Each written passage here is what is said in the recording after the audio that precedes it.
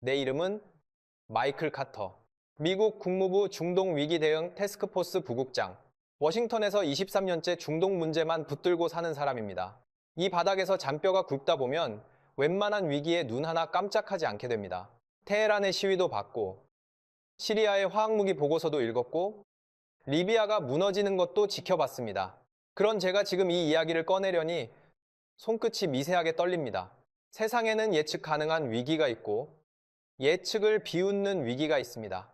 그리고 세상에는 예측 가능한 나라가 있고 예측을 완전히 박살내는 나라가 있습니다. 대한민국이 제 예측을 처음부터 끝까지 완벽하게 비웃었습니다. 새벽 3시 47분에 전화벨이 울렸습니다. 저는 즉시 수화기를 들었습니다. 이 시간에 울리는 전화는 딱 두 종류입니다. 오보이거나 진짜 재난이거나 수화기 너머로 들려온 것은 태스크포스 상황실 수석 분석관 제임스 로건의 목소리였습니다. 그의 목소리는 언제나 침착했는데 그날은 달랐습니다. 숨이 약간 가빠 있었습니다. 카터 부국장님, 호르무즈입니다. 해협 전역에 걸쳐 교전이 확인됐습니다. 잠이 확 달아났습니다. 호르무즈 해협이란 전 세계 원유 수송량의 5분의 1이 지나가는 병목입니다. 그 길목이 막힌다는 건 단순한 군사 충돌이 아닙니다. 지구 경제의 심장에 혈전이 생기는 것과 같습니다. 저는 세탁소에 맡긴 셔츠를 찾을 겨를도 없이 집을 나섰습니다. 상황실에 도착하니 이미 아수라장이었습니다. 대형 스크린 6대에서 위성 영상이 실시간으로 쏟아지고 있었고 분석관 12명이 전부 헤드셋을 끼고 각국 대사관과 통화 중이었습니다. 로건이 브리핑 자료를 건네며 말했습니다. 해협 양쪽에서 동시다발 포격이 시작됐고 민간 유조선 3척이 항행 불능 상태입니다. 사실상 봉쇄나 다름없습니다. 화면 속 페르시아만은 검은 연기로 뒤덮여 있었습니다. 유조선 한 척이 옆으로 기울어진 채 불길에 휩싸여 있었고 호위 함정들은 서로를 향해 레이더를 겨누고 있었습니다. 그날 오전부터 국제 유가가 폭등했습니다. 런던 브렌트유가 1시간 만에 배럴당 40달러 넘게 뛰었고 도쿄와 프랑크푸르트 증시가 동시에 서킷 브레이커를 발동시켰습니다. 총알 한 발 안 맞아도 전 세계 경제가 마비될 수 있다는 것, 그것이 호르무즈의 공포였습니다. 그런데 진짜 충격은 다른 데서 터졌습니다. 같은 날 오후, 한국 정부가 공식 발표를 했습니다. 중동 지역 자국민 보호를 위한 대규모 철수 작전 준비에 돌입한다. 솔직히 저는 처음에 별 감흥이 없었습니다. 한국이라면 중동의 건설 인력이나 좀 있는 나라 정도로 생각했으니까요. 그런데 국제 언론의 반응이 전혀 달랐습니다. BBC가 뉴스 속보를 뽑았습니다. 군사 강국 한국의 철수는 중동 상황이 돌이킬 수 없다는 신호다. 불과 30분 만에 그 뉴스는 글로벌 패닉의 도화선이 됐습니다. 유럽 각국 대사관에서 동시다발적으로 자국민 대피 권고가 쏟아졌고 중동 현지 공항은 탈출하려는 인파로 터지기 직전이었습니다. 저는 로건에게 물었습니다. 한국 교민 규모가 얼마나 되지? 중동 전역에 약 2만 5천에서 3만 명 사이로 추정됩니다. 건설, 플랜트, 의료, 에너지 분야 파견 인력이 대부분이고요. 3만 명, 적은 숫자가 아니었습니다. 하지만 그보다 제 신경을 긁은 건 한국 정부의 톤이었습니다. 충격적이게도 한국 정부는 대피라고 하기 민망할 정도로 차분했습니다. 패닉이 아니었습니다. 발표 어디에도 다급함이 없었어요. 마치 이미 짜놓은 시나리오의 첫 페이지를 넘기는 것 같은 이상할 정도로 냉정한 움직임이었습니다. 전쟁이야. 중동에서 전쟁이 터지고 호르무즈 해협이 봉쇄돼서 경제가 박살났는데 한국은 뭘 믿고 이렇게 차분한 거지? 저는 그 의문을 옆으로 밀어두고 우리 자신의 작전에 집중했습니다. 그것이 첫 번째 실수였습니다. 워싱턴은 바빴습니다. 우리 태스크포스는 자체 탈출 작전을 가동했고 영국과 프랑스도 각각 독자적인 소개를 선언했습니다. 그런데 문제가 터졌습니다. 미국은 바레인 해군 기지를 거점으로 잡았는데 영국이 같은 시설 사용권을 주장했고 프랑스는 아부다비 쪽에서 별도 루트를 확보하겠다고 나섰습니다. 세 나라가 서로 다른 방향으로 뛰니까 현장에서 선박 통행 순서를 놓고 충돌이 벌어졌습니다. 동맹국끼리 해상에서 경적을 울려대는 꼴이라니 저도 참 씁쓸했습니다. 그 혼란의 한가운데서 한국 외교부 관계자가 다자 협의 채널에 조용히 한 줄을 올렸습니다. 통합 해상 탈출 시스템 가동 준비가 완료되었으며 필요시 다국적 교민 수송 지원이 가능합니다. 회의실에서 실소가 터져 나왔습니다. 영국 국방부 연락관이 고개를 절레절레 흔들며 말했습니다. 한국이요? 자기네 교민 3만 명도 벅찰 텐데 다국적 수송까지 하겠다고요? 저도 같은 생각이었습니다. 미 해군 제5함대가 기동하고 있는 판에 한국 해군의 작은 함정 몇 척이 뭘 할 수 있겠어요? 저는 그 메시지를 참고사항 정도로 분류하고 넘겼습니다. 그때는 몰랐습니다. 그 한 줄짜리 메시지가 며칠 뒤에 판도를 송두리째 바꿔놓을 거라는 걸. 상황실 스크린에 빨간 경고등이 하나둘 꺼지기 시작했습니다. 꺼진다는 게 좋은 의미가 아닙니다. 신호 자체가 사라진 겁니다. 중동 전역의 통신 중계 위성 3기가 거의 동시에 먹통이 됐고 지상 기지국도 연쇄적으로 침묵했습니다. 로건이 헤드셋을 벗어던지며 저쪽을 돌아봤습니다. 카터 부국장님, 바레인 사령부와 연결이 끊겼습니다. 제5함대 기함 링컨도 마지막 통신 이후 14분째 무응답입니다. 14분, 평시라면 통신 장비 점검 정도로 넘길 시간입니다. 하지만 교전 지역에서의 14분은 완전히 다른 의미입니다. 지휘관이 전장의 눈과 귀를 잃었다는 뜻이에요. 저는 23년 경력 중 단 한 번도 미군 지휘 체계가 이렇게 동시다발적으로 두절되는 걸 본 적이 없었습니다. 미 합중국 태평양 사령부도 유럽 사령부도 중부 사령부도 늘 2중 3중에 백업 회선을 갖추고 있었습니다. 그런데 그 백업마저 침묵한 겁니다. 상황실 공기가 순식간에 얼어붙었습니다. 분석관들의 키보드 소리가 멈췄고 스크린에는 연결 끊김이라는 회색 문구만 떠 있었습니다. 누군가 종이컵을 떨어뜨렸는데 그 소리가 방에 울릴 만큼 조용했습니다. 세계 최강의 군사력을 가진 나라가 갑자기 앞이 안 보이는 상태가 되면 어떤 일이 벌어지는지 아세요? 공포보다 더 무서운 게 찾아옵니다. 혼란이에요. 통신이 복구되기까지 47분이 걸렸습니다. 그 47분 동안 벌어진 일이 상상을 초월했습니다. 바레인 기지에서 출발한 우리 소개 함정 2척이 항로를 잘못 잡았습니다. 교전 해역 경계선을 넘어버린 겁니다.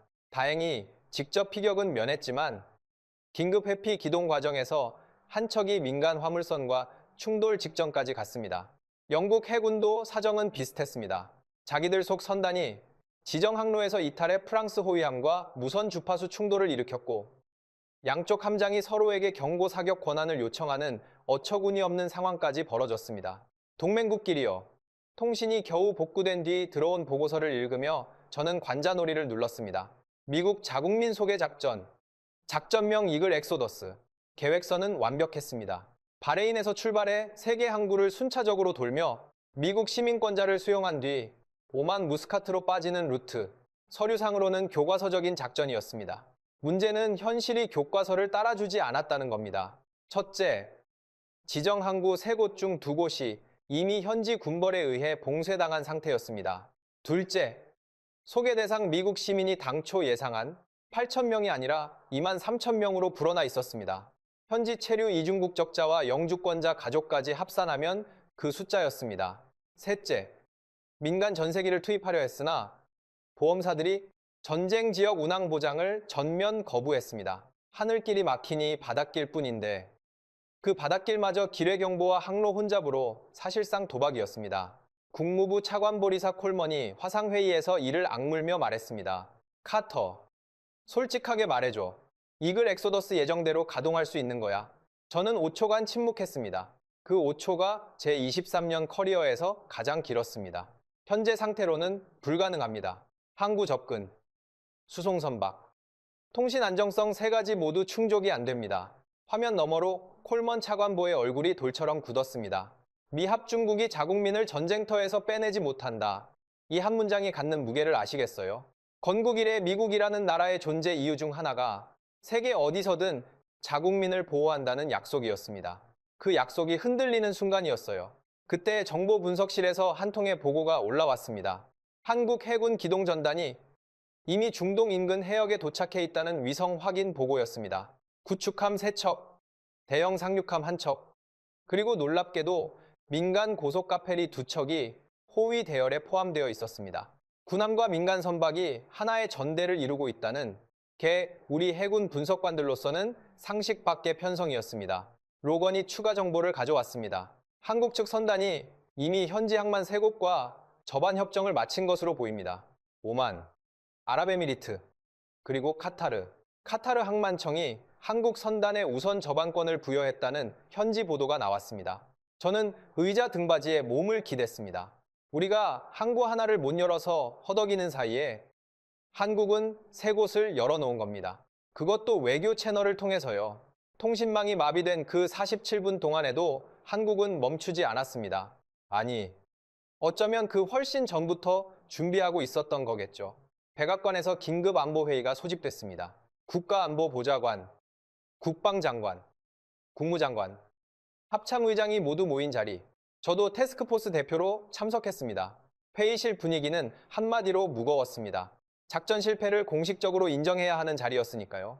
국방장관이 보고를 마치자 짧은 정적이 흘렀습니다. 그리고 대통령이 입을 열었습니다. 한국 지금 상황이 어떻게 되고 있나? 국가안보보좌관이 한국 선단의 현황을 브리핑했습니다. 대통령의 표정이 미묘하게 변하는 걸 저는 똑똑히 봤습니다. 놀람도 아니고 분노도 아닌, 뭐라 할까? 계산하는 얼굴이었습니다. 그때 대통령 수석 보좌관 스티브 배넌이 끼어들었습니다. 대통령님, 한국에 도움을 요청하는 건 메시지가 잘못됩니다. 미국이 동아시아 소국에 손을 벌렸다는 이미지는 국내 정치적으로 치명적입니다. 몇몇 참모가 고개를 끄덕였습니다. 국방부 부장관도 난색을 보였습니다. 하지만 대통령은 배넌의 말이 끝나기도 전에 손을 들어 제지했습니다. 지금 중동에 미국 시민 2만 명이 갇혀 있어.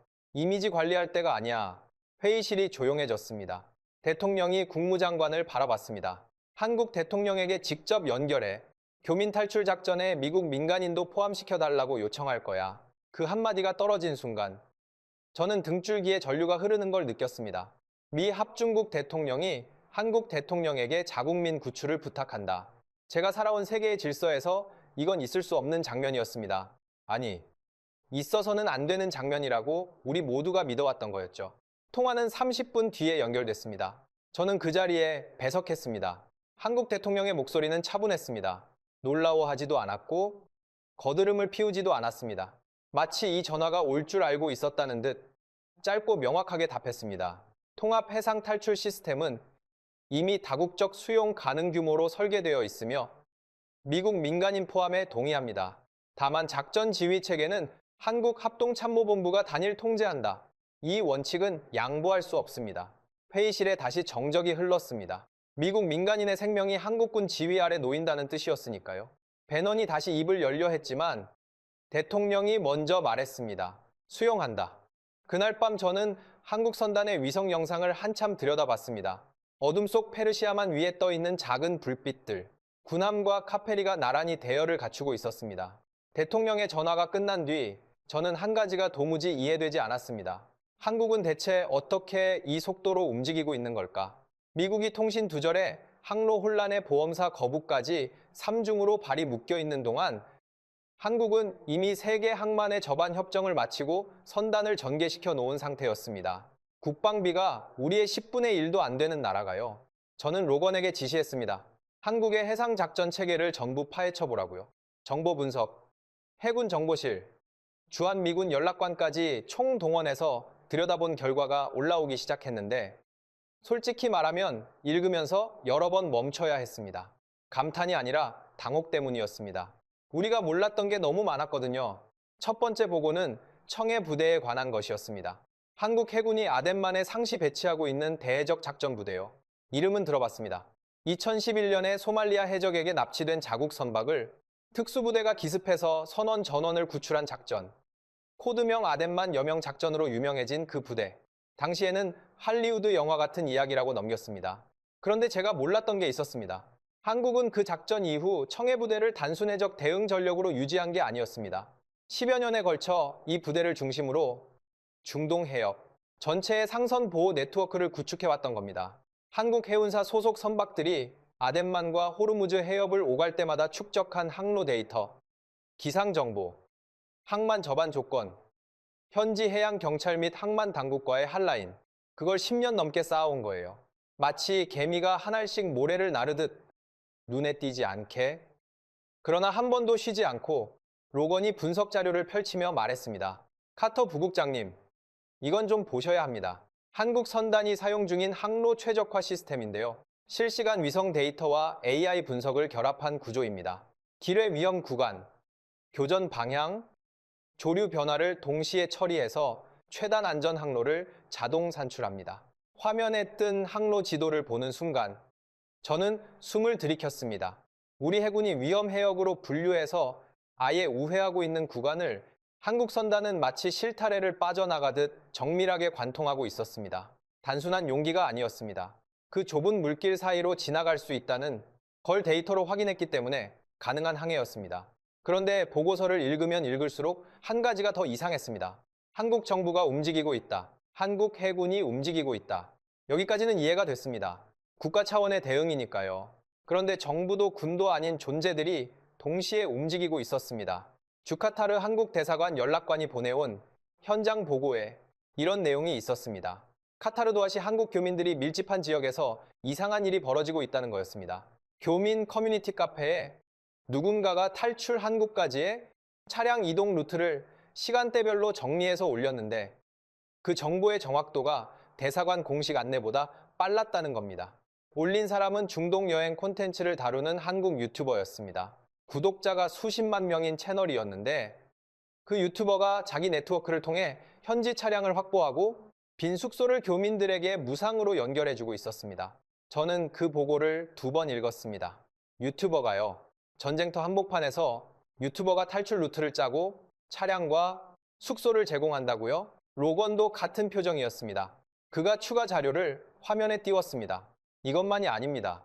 한국 건설사 현지 법인들이 자사 장비와 차량을 교민 수송용으로 전환했고 한국 병원 파견 의료진이 탈출 경유지마다 임시진료소를 자발적으로 개설했습니다.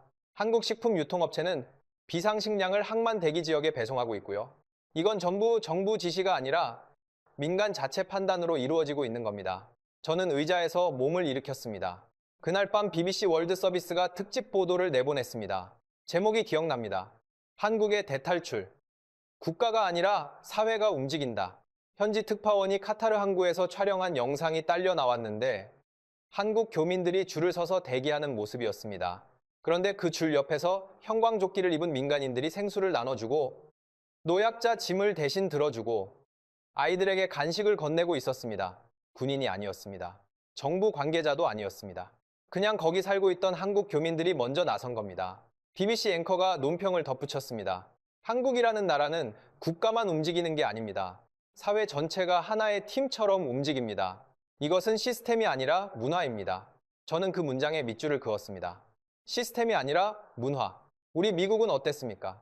현지 미국 상공회의소는 본국 국무부 지침이 올 때까지 대기 중이었고 미국계 다국적 기업 현지 법인들은 본사 법무팀의 면책 검토가 끝날 때까지 차량 한 대 내놓지 못하고 있었습니다.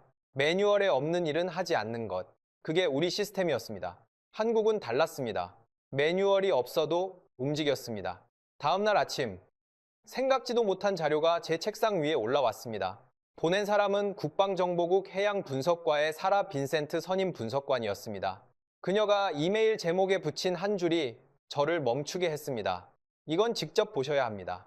파일을 열었습니다. 1980년대 이란 이라크 전쟁 시기의 페르시아만 민간 선박 항적 기록이었습니다. 미 해군이 당시 걸프 지역 선박 통행을 모니터링하면서 수집한 원본 데이터였습니다. 30개국 이상의 유조선과 화물선 이동 경로가 날짜별로 기록되어 있었는데 빈센트가 형광펜으로 표시해 놓은 부분은 한국 국적 선박들의 항적이었습니다. 다음날 아침, 빈센트를 상황실로 불렀습니다. 그녀가 대형 스크린에 띄운 첫 번째 화면은 1984년 호르무즈 해협 인근 항적도였습니다. 이란과 이라크 양측이 상대편 원유 수출을 차단하기 위해 민간 유조선까지 무차별 공격하던 이른바 유조선 전쟁 시기의 기록이었습니다. 화면에는 수십 개의 선박 항적이 선으로 표시되어 있었는데 대부분의 나라 배들은 비슷한 패턴을 보였습니다. 미사일 경보가 발령되면 속도를 줄이거나 멈춰섰습니다. 그리고 안전 확인이 될 때까지 대기한 뒤 원래 항로로 복귀하는 직선 이동, 교과서적인 위험 회피 항해였습니다. 그런데 한국 유조선들의 항적은 화면에서 단번에 눈에 띄었습니다. 다른 배들의 선이 직선과 정지점으로 이루어져 있다면 한국 배들의 선은 마치 뱀이 기어가는 것처럼 끊임없이 방향을 바꾸고 있었습니다. 빈센트가 레이저 포인터로 항적을 따라가며 설명했습니다. 이게 지그재그 항해 패턴입니다. 한국 유조선들은 미사일 경보가 발령되어도 멈추지 않았습니다. 대신 속도를 최대로 올린 채 불규칙한 각도로 침로를 변경하면서 전진했습니다. 방향 전환 간격이 3분에서 7분 사이로 무작위였고 전환 각도는 20도에서 55도까지 매번 달랐습니다. 로건이 안경을 끼며 물었습니다. 그게 효과가 있었나? 빈센트가 다음 화면을 띄웠습니다. 1984년부터 88년까지 페르시아만에서 피격된 선박, 국적별 통계였습니다. 쿠웨이트 국적 유조선 피격 17건, 사우디 국적 12건, 라이베리아 편의치적선 23건, 그리스 국적 9건, 화면을 쭉 훑어 내려갔습니다. 한국 국적 선박 피격 0건, 저는 화면을 다시 봤습니다. 0건이라고요. 4년간 유조선 전쟁이 벌어지는 한복판을 오가면서 단 한 척도 안 맞았다고요. 빈센트가 고개를 끄덕이며 말했습니다. 정확합니다. 한국 유조선들은 그 기간 동안 호르무즈 해협을 총 237회 통과했습니다. 피격 0건, 항해 중단 0건, 다른 나라 배들이 한국에서 일주일씩 대기하고 있을 때도 한국 배들은 움직였습니다. 회의실이 조용해졌습니다. 로건이 안경을 벗어 닦으며 중얼거렸습니다. 미쳤군. 미사일이 날아오는데 오히려 전속력으로 돌파했다는 건가? 여러분 상상해보세요. 수만 톤짜리 유조선입니다. 기름을 가득 실은 거대한 배가 미사일 위협 속에서 전속력으로 지그재그를 그리며 달린다는 건 상식적으로는 자살 행위에 가깝습니다. 한 번만 맞으면 바다 위에 화염 지옥이 되는 거니까요. 그런데 한국 선원들은 그걸 했습니다. 4년 동안 237번을 빈센트가 세 번째 화면을 띄웠습니다. 이번에는 현재 한국 선단이 페르시아만에서 사용 중인 항로 최적화 알고리즘의 구조도였습니다. 이 알고리즘의 핵심 모듈 중 하나가 회피 기동 패턴 생성기입니다. AI가 실시간 위협 데이터를 분석해서 최적의 회피 경로를 자동 산출하는데요. 빈센트가 화면의 한 블록을 확대했습니다. 훈련 데이터라고 적힌 항목 아래에 숫자와 날짜가 빼곡했습니다. 이 알고리즘이 학습한 기초 데이터셋의 상당 부분이 바로 이겁니다. 1980년대 한국 유조선 선원들이 남긴 항해 일지와 침로 변경 기록이요. 40년 전 선원들이 목숨을 걸고 그린 지그재그가 2026년 AI의 두뇌 속에 살아 있었습니다. 저는 등받이에 기대지 못하고 상체를 앞으로 숙인 채 화면을 응시했습니다. 어떤 나라는 위기의 기록을 기밀 서함에 넣고 잊어버립니다. 어떤 나라는 그걸 훈장이나 기념비로 만들어 놓습니다. 그런데 한국은 달랐습니다. 기록을 꺼내서 쓰고 있었습니다. 40년 전 선원의 공포와 판단과 경험을 디지털로 번역해서 지금 이 순간 전쟁터 한복판에서 사람을 살리는 데 쓰고 있었습니다. 빈센트가 마지막 슬라이드를 띄우며 말했습니다. 흥미로운 점이 하나 더 있습니다. 한국해양수산부 산하의 해상위기 데이터를 전문적으로 수집하고 보존하는 부서가 있는데 이 부서의 아카이브에는 이란 이라크 전쟁 시기뿐 아니라 그 이전 기록까지 포함되어 있습니다. 한국전쟁 당시 흥남 철수작전의 민간 선박 운용 기록, 베트남 파병기 해상 수송 데이터, 1997년 IMF 위기 때 해운사 구조조정 과정에서 발굴된 선박 운항 일지까지요. 저는 나지막이 물었습니다. 그 기록이 얼마나 되나? 정확한 규모는 확인 중이지만 적어도 70년치 이상입니다. 그리고 더 흥미로운 건 한국 측 관계자가 이 아카이브의 전통을 설명하면서 한 말이 있는데요. 한국에는 조선왕조실록이라는 게 있답니다. 500년간의 국가 기록을 한 줄도 빠뜨리지 않고 보존한 유산이라고요. 기록하고 보존하는 건 자기들의 DNA 같은 거라고 했습니다. 기록의 나라, 그 표현이 머릿속에 박혔습니다. 미국도 기록을 합니다. 하지만 우리는 기록을 보관합니다. 한국은 기록을 사용합니다. 거기에 결정적인 차이가 있었습니다. 작전이 순조롭게 돌아가고 있다고 믿었습니다. 한국 선단은 카타르, 오만, 아랍에미리트 세 거점을 통해 교민과 미국 민간인을 실어 나르고 있었고 첫 이틀간 약 7,000명이 안전해역으로 이송됐습니다. 저는 처음으로 한숨을 내쉬었습니다. 이대로만 가면 된다고요? 그런데 전쟁이라는 건 안심한 순간을 절대 용서하지 않습니다. 셋째 날 새벽, 상황실 경보가 울렸습니다. 오만 무스카트에서 출발해 인도양으로 빠지던 수송선단 제1편대에 미사일이 날아든 겁니다. 피격된 건 두 척이었습니다. 한국 해운사 소속 대형 카페리 할라호가 선체 좌연의 직격을 받았고 미국 민간인 400명을 태우고 있던 한국 화물선 동해스타호가 파편에 맞아 엔진실에 화재가 발생했습니다. 로건이 보고를 읽어 내려가는 목소리가 떨리고 있었습니다. 할라호는 흘선 아래 선체에 3m 규모의 파공이 생겼고 현재 자력 항해가 불가능합니다. 동해스타1은 엔진 2기 중 1기가 완전 정지. 나머지 1기도 출력이 40%로 떨어졌습니다. 심장이 내려앉았습니다. 팔라우에는 한국 교민 1200명이 타고 있었습니다. 동해스타5에는 미국 민간인 400명, 두 척 합쳐 1600명이 교전 해역 한복판에서 움직이지 못하게 된 겁니다. 백악관 안보회의가 다시 소집됐습니다. 분위기는 장례식장이었습니다. 국방장관이 대안을 제시했습니다. 미 해군 수송함을 급파해서 피격 선박의 인원을 옮겨 태우자고요. 합참의장이 고개를 저었습니다.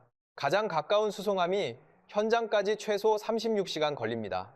그 사이에 추가 공격이 있으면 대응이 안 됩니다. 36시간. 전쟁터에서 36시간은 영원입니다. 회의실에 무거운 침묵이 깔렸습니다. 그때 국가안보보좌관이 태블릿 화면을 들어 올렸습니다. 한국 측에서 방금 통보가 왔습니다. 모든 시선이 그에게 쏠렸습니다.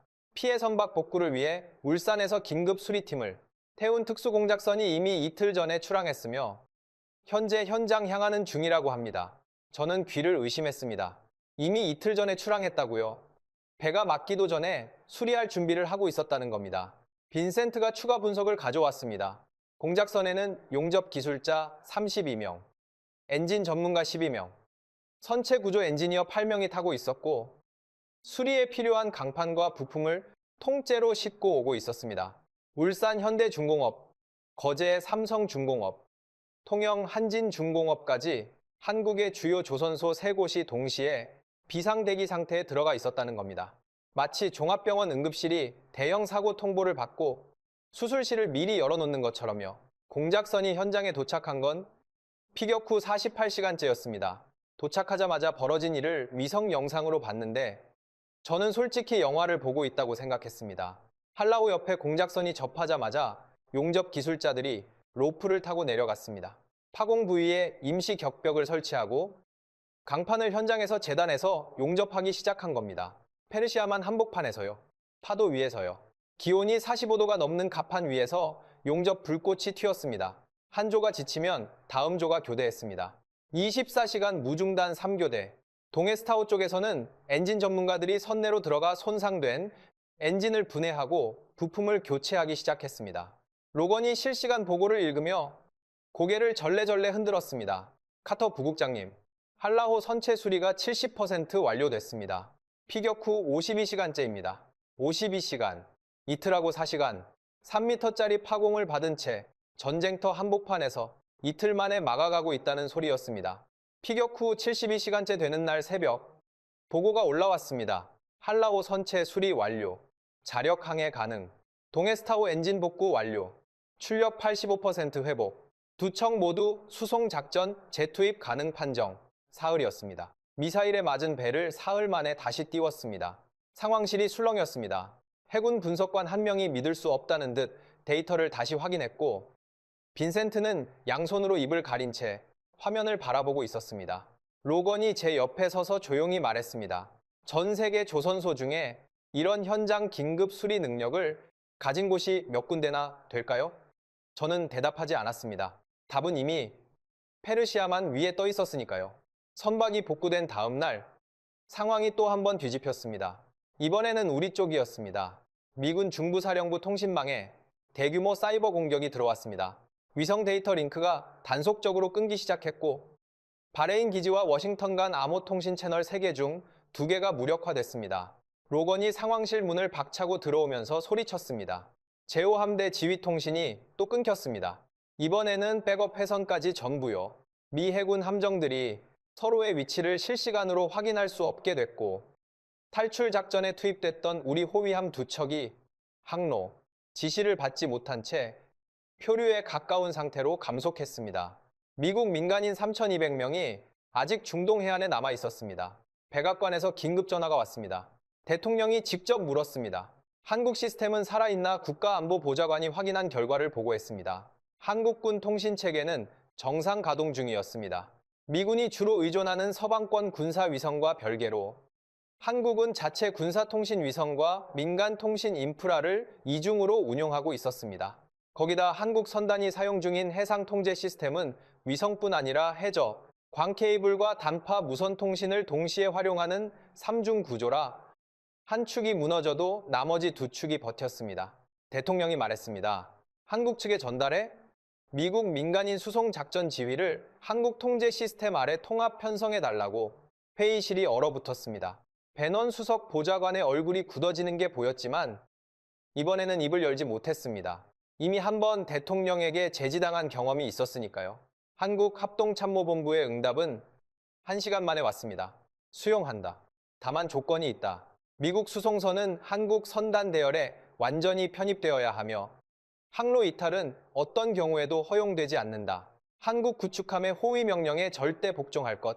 절대 복종. 로건이 나지막이 중얼거렸습니다. 우리한테 그 단어를 쓴 나라가 역사상 있었나? 저는 대답하지 않았습니다. 중요한 건 단어가 아니라 3,200명의 목숨이었으니까요. 출항 시각은 현지 시간 자정이었습니다. 위성 영상으로 지켜봤습니다. 어둠 속 페르시아만 위에 불빛의 행렬이 움직이기 시작했습니다. 선두의 세종대왕함이 항로를 열고 그 뒤를 수송선들이 일렬로 따랐습니다. 위성 화면에서 보면 마치 어둠 속을 기어가는 빛의 뱀 같았습니다. 교전 해역 진입까지 3시간, 로건이 실시간 항적을 모니터링하며 보고했습니다. 선단이 위험 구간에 진입합니다. 한국 측이 항로를 전환했습니다. 화면 속 선단의 움직임이 변했습니다. 직선이 아니었습니다. 불규칙한 각도로 방향을 바꾸기 시작한 겁니다. 3분에서 7분 간격, 20도에서 55도 사이의 무작위 전환, 지그재그. 40년 전 한국 유조선 선원들의 그 항법이 지금 AI가 제어하는 선단 전체에 적용되고 있었습니다. 수천 명의 생명을 싣고 미사일 위협 속을 뱀처럼 기어가는 빛의 행렬. 상황실 전체가 화면에서 눈을 떼지 못했습니다. 대함 미사일 경보가 2번 울렸습니다. 첫 번째는 선단 좌측 8km 지점에 떨어졌고 두 번째는 선미 방향 12km. 양쪽 다 빗나갔습니다. 한국 구축함이 전자전 장비로 유도 신호를 교란한 데다 선단 자체가 예측 불가능한 궤적으로 움직이고 있었으니 조준 자체가 불가능했던 겁니다. 위험 구간 통과에 5시간 40분이 걸렸습니다. 그 5시간 40분 동안 저는 한 번도 자리에서 일어나지 못했습니다. 커피잔을 손에 쥐고 있었는데 식어 있었습니다. 언제 식었는지도 몰랐습니다. 선단이 안전해역에 진입했다는 보고가 올라온 시각. 워싱턴 시간 오전 6시 18분. 로건이 최종 수치를 읽었습니다. 한국 교민이 4,700명 탈출 완료. 미국 민간인 3,211명 탈출 완료. 기타 국적 민간인 1,492명 탈출 완료. 사망자 0명. 실종자 0명. 총 2940. 3명. 사망자 0. 실종자 0. 그 숫자 앞에서 아무도 말하지 않았습니다. 빈센트가 안경을 벗고 눈을 감았습니다. 로건이 천장을 올려다 봤습니다. 저는 수첩을 펼쳐 그 숫자를 적었습니다. R9403. 볼펜 끝이 종이 위에서 미세하게 떨렸습니다. 세계 최강의 미 해군이 좌초한 바다에서 한국이 미국 시민을 포함한 3만 명 가까운 사람을 단 한 명의 희생 없이 빼냈습니다. 한국 구축함이 앞에서 길을 열었고 40년 전 선원들의 지그재그가 방패가 되었고 울산 조선소가 부서진 배를 살려냈고 이름 모를 교민들이 생수를 나눠주고 아이들을 안아 올렸습니다. 콜먼 차관보가 전화를 걸어왔습니다. 목소리가 평소와 달랐습니다. 가늘었습니다. 카터, 우리가 보고만 있었어. 저는 아무 말도 하지 못했습니다. 보고만 있었다. 그게 사실이었으니까요. 탈출 작전이 종료된 지 이틀째 되는 날이었습니다. 로건이 노트북을 들고 뛰어들어왔습니다. 숨이 차 있었습니다. 로건이 뛰는 건 23년간 3번째 봤는데 앞에 2번은 전부 전쟁이 터졌을 때였습니다. 카터 부국장님, 지금 인터넷이 난리 납니다. 노트북 화면에는 소셜미디어 게시물들이 폭포처럼 쏟아지고 있었습니다. 한국 해군이 공개한 탈출 작전 영상이었습니다. 조회수가 이미 억 단위를 넘기고 있었습니다. 영상은 카타르 항구에서 시작됐습니다. 한국 해군 장병들이 미국인 노부부의 짐을 들어 올려주는 장면. 한국 교민 자원봉사자가 울고 있는 미국인 아이에게 무릎을 꿇고 눈높이를 맞춰 과자를 건네는 장면. 그리고 복구된 한라호 갑판 위에서 한국 선원들이 3교대로 쉬지 않고 구명조끼를 정리하는 장면. 마지막은 안전해에 도착한 수송선에서 미국 민간인들이 한국 해군 장교에게 박수를 치는 장면이었습니다. 그 장교는 어색하게 고개를 숙이고 있었습니다. 영웅이라는 표정이 아니었습니다. 그냥 할 일을 했다는 얼굴이었습니다. X에서 가장 많이 공유된 코멘트는 미국 네티즌이 올린 것이었습니다. 한국인들은 짐승 모드로 일한다. 이건 대체 무슨 민족이냐? 프랑스 게시물에는 이런 글이 수만 건 공유됐습니다. 한국은 아시아의 스위스가 아니라 아시아의 한국이다. 비교 대상이 없다. 작전이 종료된 지 일주일이 지났습니다. 백악관 로즈가든 대통령이 직접 연단에 섰습니다. 지난 일주일간 중동에서 벌어진 사태에서 대한민국은 한미 공동구조 작전의 핵심 역할을 수행했습니다. 한국 해군과 민간 선단은 미국 시민 3,200명을 포함한 3만 명에 가까운 민간인을 안전하게 대피시켰으며 이 과정에서 단 한 명의 사상자도 발생하지 않았습니다. 미 합중국은 대한민국 정부와 국민에게 깊은 감사를 표합니다. 그 문장이 나온 순간 저는 옆에 서 있던 로건의 얼굴을 봤습니다. 로건의 입술이 살짝 벌어져 있었습니다. 감사라는 단어가요. 미국 대통령이 공식 석상에서 다른 나라에 감사를 표하는 건 극히 드문 일입니다. 그건 인정입니다. 우리가 못한 일을 당신이 해줬다는 인정. 대통령이 성명을 마치고 돌아서는데 기자 한 명이 소리쳤습니다. 대통령님, 이번 사태에서 미군의 독자 작전이 실패한 것에 대해 어떻게 생각하십니까? 대통령이 멈칫 돌아봤습니다. 1초간의 침묵 뒤에 대답했습니다. 실패가 아니라 교훈이다. 그리고 그 교훈을 준 건 한국이다. 로즈가든이 술렁였습니다. 외교적 수사가 아니었습니다. 날 것이었습니다. 런던 국제해사기구 긴급특별회의. 회의장에 30여 개국 대표단이 자리를 잡고 있었습니다. 사무국이 배포한 기초보고서의 첫 페이지에 이렇게 적혀 있었습니다. 본 회의는 최근 중동 위기에서 대한민국이 실행한 통합해상 탈출 시스템을 기반으로 국제해상 위기 대응에 새로운 표준 프레임워크를 논의한다. 기반이라는 단어에 밑줄을 그었습니다. 한국의 시스템이 논의 대상이 아니라 기반이라는 거였습니다. 출발점이라는 뜻이었습니다. 회의 마지막 날 표결이 진행됐습니다. K-마리타임, 레질리언스 프레임워크를 국제해상 위기, 대응의 권고, 표준 모델로 채택하는 안건이었습니다. 찬성 28, 반대 0, 기권 3, 만장일치에 가까운 채택이었습니다. 한국의 시스템이 국제 표준이 된 순간이었습니다. 회의장에서 박수가 터져 나왔습니다.